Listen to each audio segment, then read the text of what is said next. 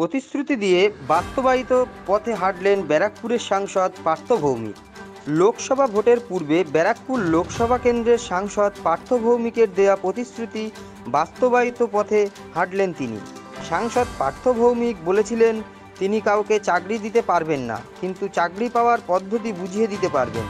সেই মতো উত্তর 24 পরগনা জেলার ব্যারাকপুর মহকুমার নৈহাটি পৌরসভার সন্নিকটে অবস্থিত ঐক্যতান মঞ্চে বেসরকারি শিক্ষা প্রতিষ্ঠান রাইসের সঙ্গে যৌথ উদ্যোগে নৈহাটি বিধানসভা গৌরীপুর অঞ্চলে নৈহাটি বিধানসভা তথা ব্যারাকপুর শিল্পাঞ্চলের চাকরি প্রার্থীদের ভবিষ্যৎ চাকরি পাবার সুনিশ্চিত করার লক্ষ্যে একটি আবাসন তৈরি করার কাজ চলছে। এইখান থেকে চাকরি প্রার্থীদের ট্রেনিং দেওয়া হবে বলে জানালেন সাংসদ পার্থ ভৌমিক।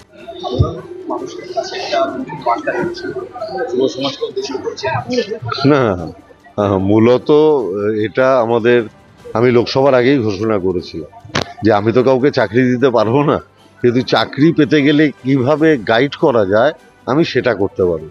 আজকে তার প্রথম শুরুয়াত হলো। আপনারা দেখবেন যে গৌরীপুরে একটা বিল্ডিং তৈরি হচ্ছে, ওখানে 2টো ফ্লোর হচ্ছে, যেটা এদের ট্রেনিং দেওয়া হবে। তোমাদের কিন্তু অনেক পথ দেখাতে পারে, তাই যারা একটু সময় দিতে পারবে তারা মঞ্চে থেকে যাও।